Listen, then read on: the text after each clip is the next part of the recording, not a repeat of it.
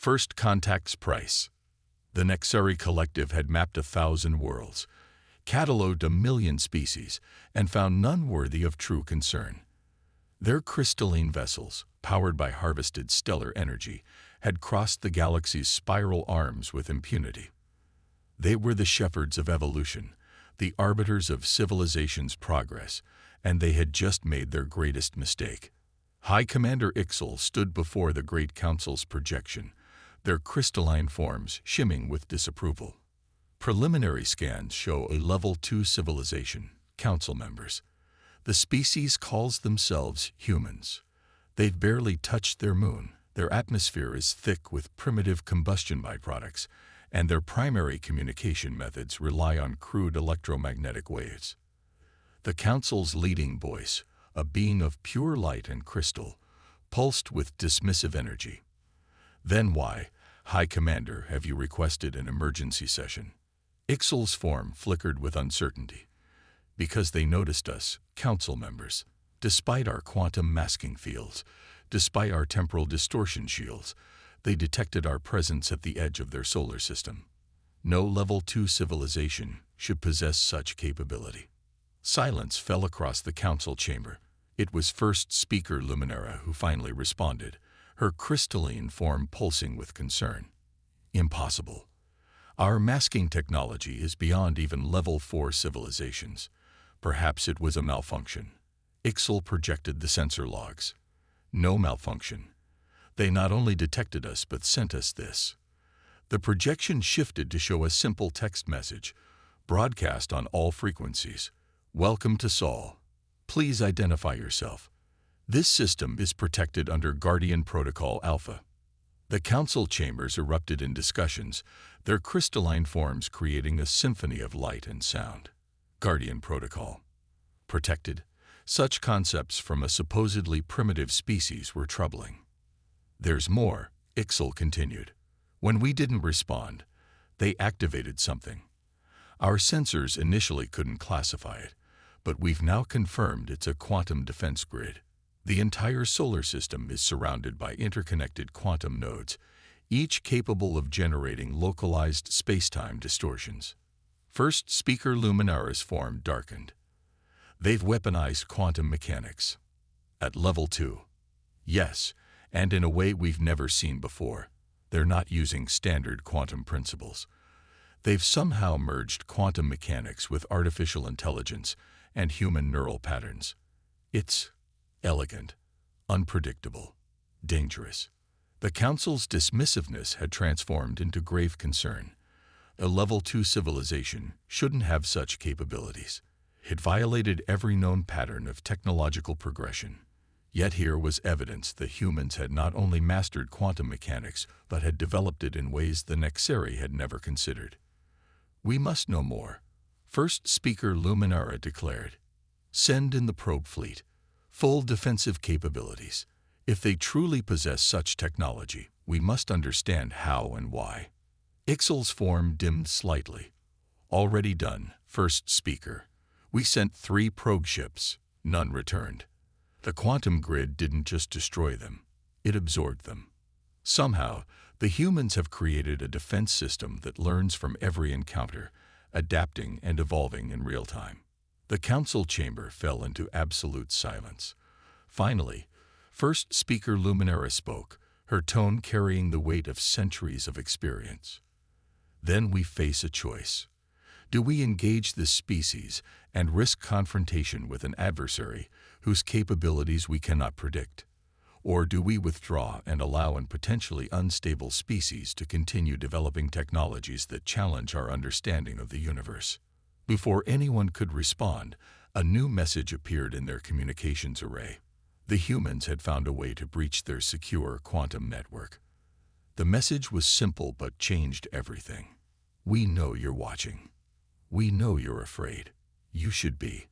But we're not your enemy unless you choose to make us one. The choice, as always, is yours. The Nexari Collective, for the first time in 10,000 years, felt fear. They had discovered something unprecedented. A young species that had somehow leapfrogged the normal progression of technological development to create something entirely new. The humans hadn't just developed technology. They'd reimagined it. As the Council debated their next move, automated sensors detected massive energy signatures throughout Earth's solar system. The humans were activating something else, something bigger. The question was no longer whether to engage this unusual species, but whether they could afford not to. Ixal watched the energy readings with a mixture of fear and fascination. The humans weren't following any known pattern of civilization development. They had taken their own path, and in doing so, had become something the galaxy had never seen before.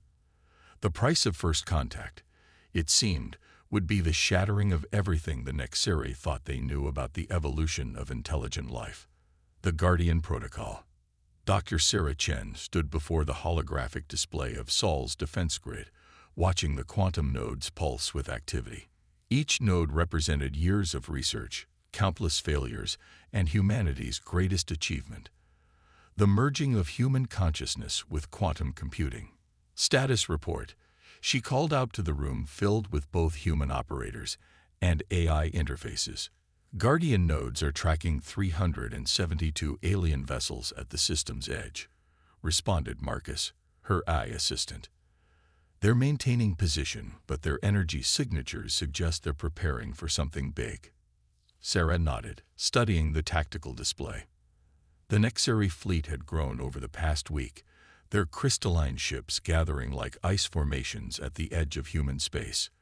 They were beautiful, in their way, geometric perfections that seemed to defy the chaos of space itself. "They still think we're bluffing," said Admiral James Rodriguez, stepping up beside her. "They can't comprehend how we managed this." Sarah smiled slightly. "That's because they followed the rules. We didn't." It was true.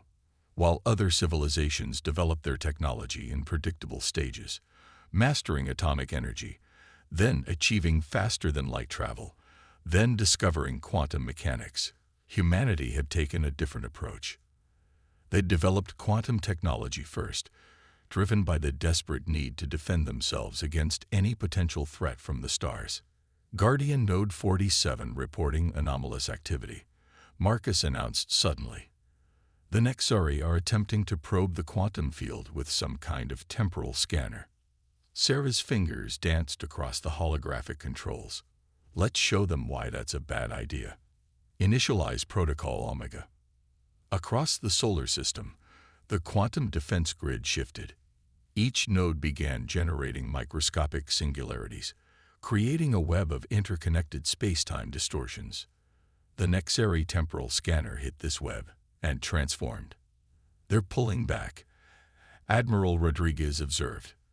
"Their scanner just became part of our defense grid." That was the beauty of the Guardian Protocol.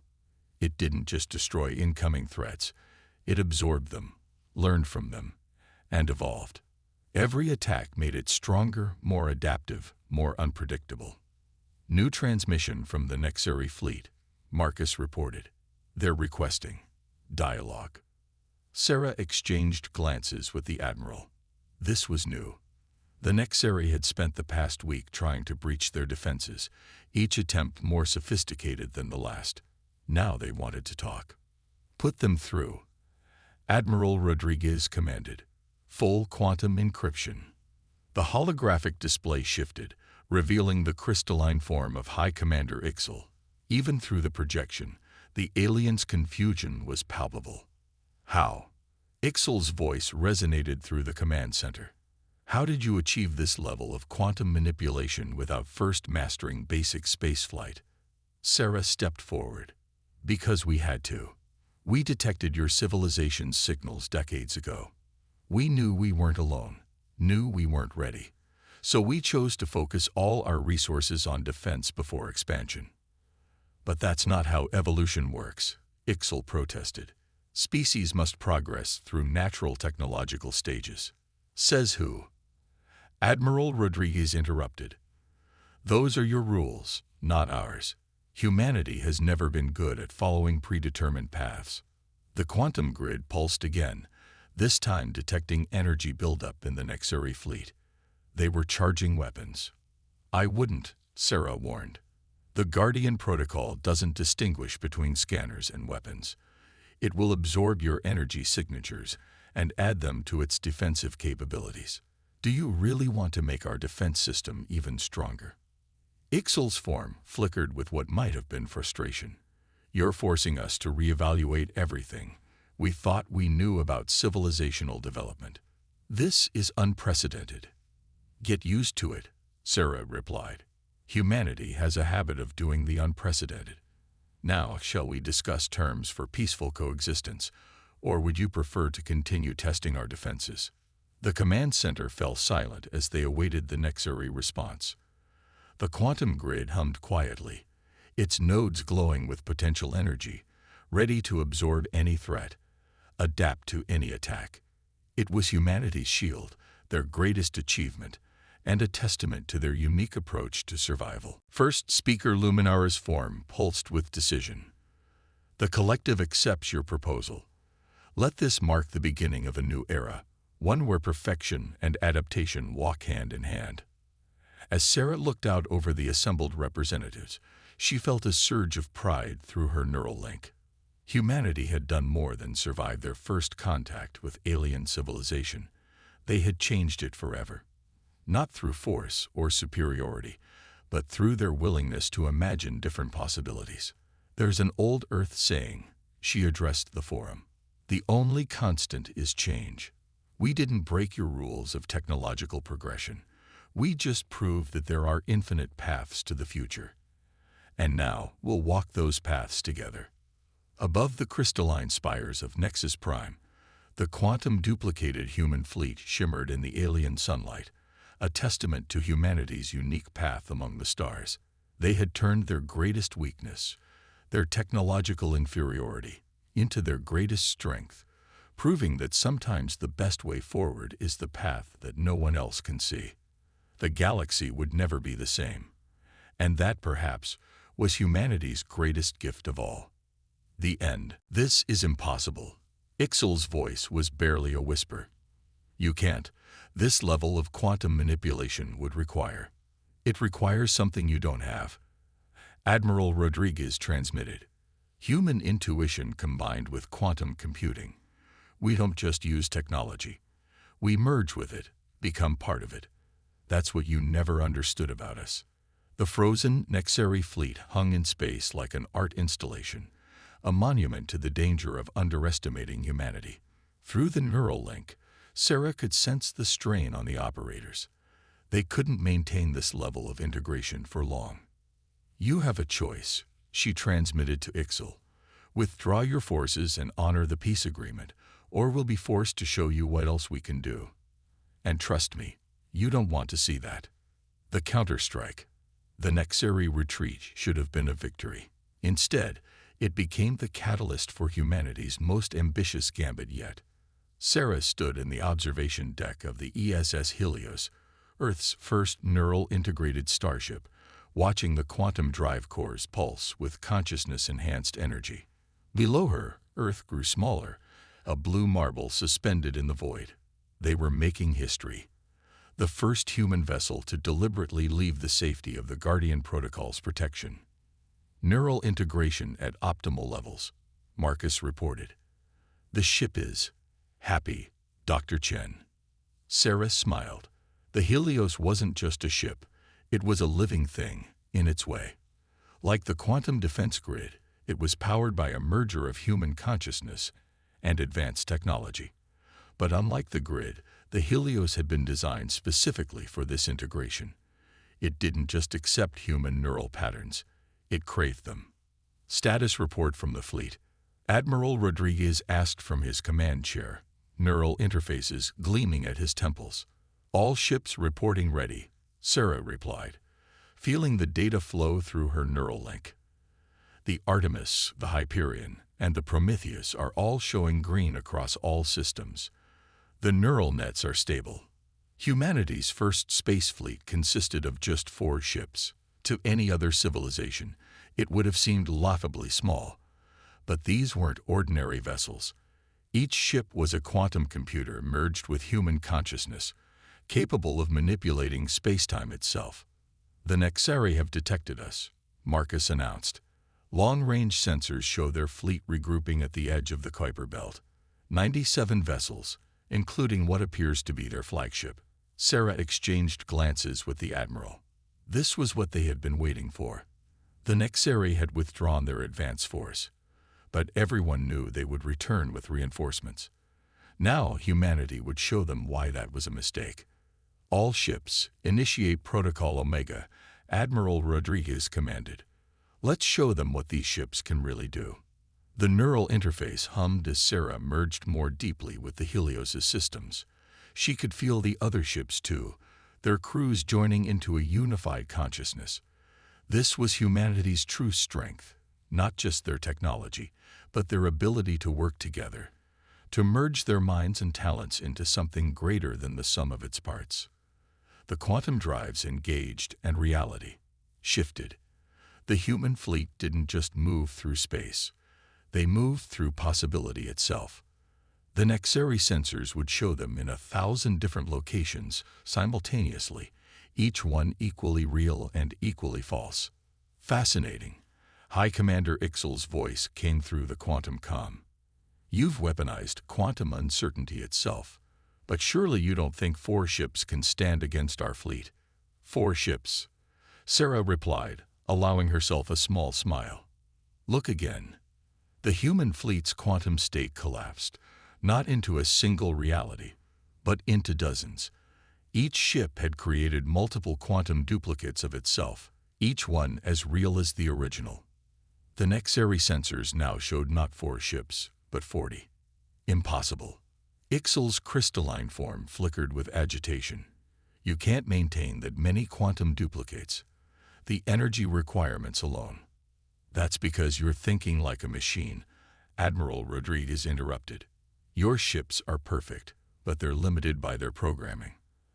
Ours are extensions of human consciousness.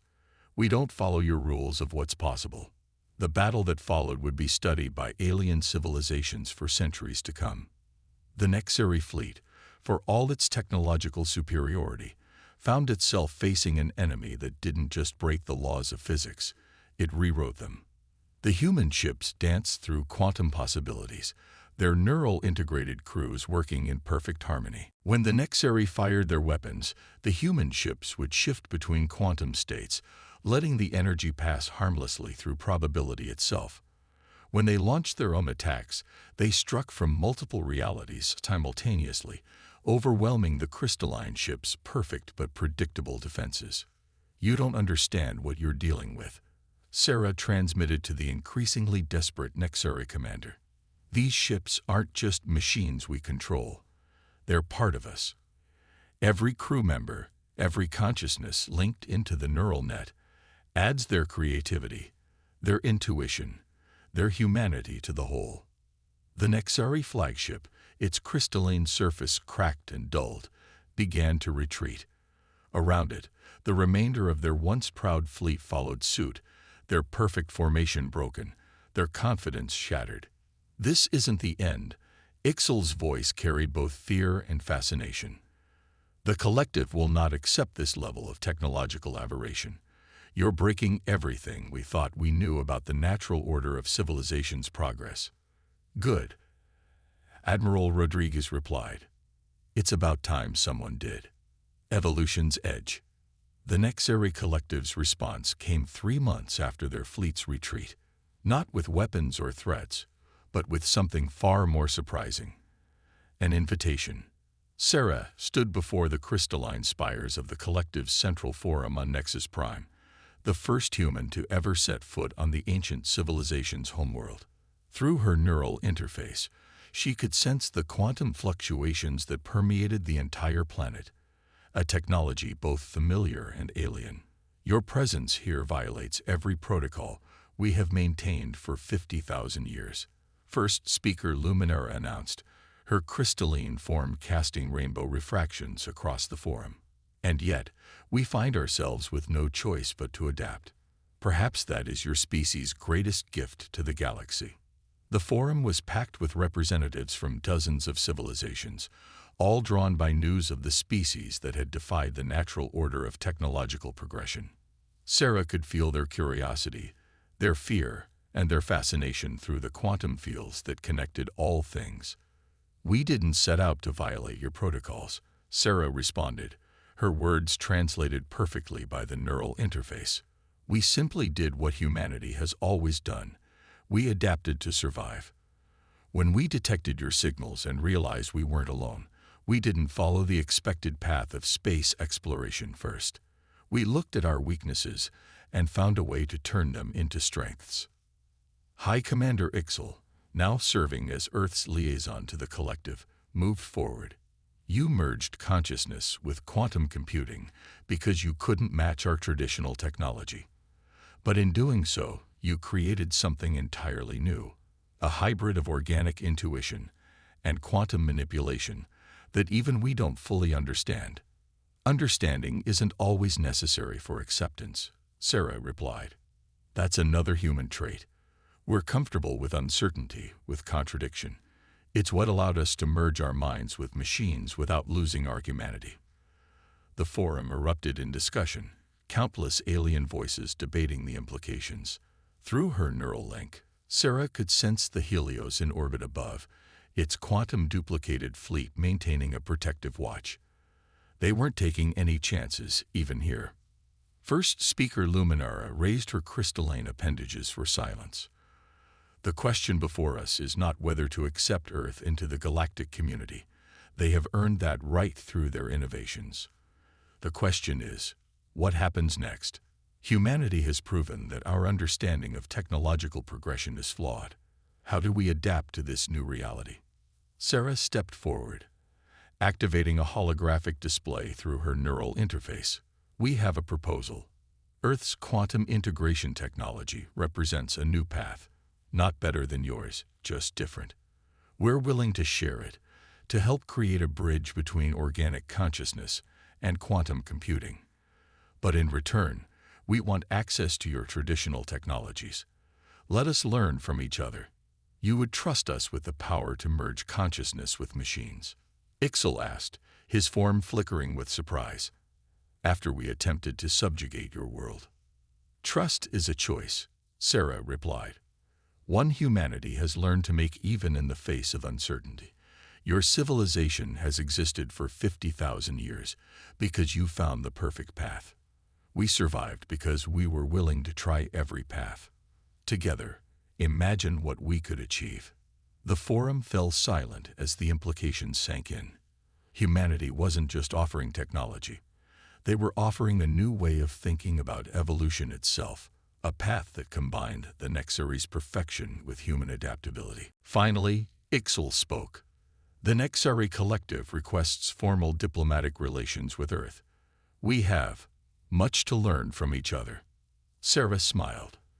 The Guardian Protocol had done its job, not just protecting Earth, but forcing one of the galaxy's oldest civilizations to recognize humanity as equals. It wasn't their first victory, and it wouldn't be their last. "Welcome to the future," she said. "I think you'll find it's not quite what you expected." Breaking point. The Nexari attack came without warning. Not through the quantum defense grid. They had learned that lesson. Instead, they struck through subspace, using channels humanity hadn't even known existed. Dozens of crystalline ships materialized inside Earth's defensive perimeter, their weapons already charging.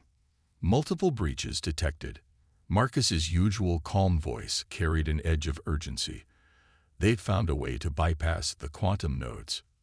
Sarah's fingers flew across the holographic controls, her mind racing. The Guardian Protocol was adapting, learning, but not fast enough. Not this time. The Nexari had played them, used the diplomatic talks as cover while they studied Earth's defenses, found the one weakness no one had anticipated. "All stations, initiate Project Phoenix." Admiral Rodriguez's voice boomed through the command center. "Authorization code. Prometheus Rising." Sarah's head snapped up. "Sir, Project Phoenix isn't ready. The neural integration is still unstable." "We're out of options, Doctor." The Admiral's face was grim. "Either we try it now, or we watch Earth burn." Around them, the command center transformed. The holographic displays flickered and merged into a single massive interface. Neural connection pods emerged from the floor, their surfaces gleaming with quantum circuitry. "All volunteers to your stations," Sarah announced, stepping toward one of the pods. "Remember your training. Don't fight the merge. Let it flow naturally." Across the room, dozens of operators moved to their assigned pods. They had trained for this, but never under real combat conditions. Project Phoenix was humanity's ultimate backup plan. The complete integration of human consciousness with the quantum defense grid. As Sarah settled into her pod, she caught a glimpse of the tactical display. The Nexari ships were moving into attack formation, their crystalline forms refracting sunlight like deadly prisms. They had no idea what humanity was about to attempt. The neural interface activated, and Sarah's consciousness expanded. Suddenly, she wasn't just monitoring the quantum grid. She was part of it. She could feel every node, every connection, every microscopic singularity. Around her, she sensed the other operators joining the network, their minds linking together in ways that defied conventional physics. Through the merged consciousness, she heard Admiral Rodriguez's thoughts. "Show them what humanity can really do." The response was immediate and overwhelming. The quantum grid didn't just activate, it evolved. With human consciousness directing it, the defense system began creating new patterns, new configurations that no eye could have conceived. The grid wasn't just adapting to the Nexari tactics, it was anticipating them. High Commander Ixel's voice crackled through the command channel. "What is this? What are you doing?" Sarah responded through the quantum link, her thoughts translated into words. "We're showing you why you should have honored the peace talks. Guardian Protocol is just the surface of what we can do." The merged consciousness of the operators reached out through the quantum grid, touching the Nexari ships. They didn't just detect the crystalline vessels, they understood them, down to their atomic structure. And with that understanding came power. "Your ships are beautiful," Sarah transmitted. "The way you've grown them using crystalline matrices, the quantum resonance patterns, but they have a fundamental flaw. Would you like to know what it is?" The Nexari ships began to fire, their energy weapons lancing through space. But the quantum grid, now guided by human consciousness, was ready. Each blast was caught, analyzed, and redirected, not back at the Nexari, but into the grid itself, making it stronger. "The flaw," Sarah continued, even as the grid absorbed more energy, "is that you built them to be perfect. And perfect systems can't adapt." Through the neural link, Sarah felt the other operators' agreement. Together, they pushed the grid to its final evolution. The quantum nodes began generating new patterns, creating interference waves that matched the crystalline frequency of the Nexari ships. The effect was devastating. The Nexari vessels didn't explode or break apart. They simply stopped. Their perfect crystalline structures, unable to adapt to the quantum interference, became locked in place.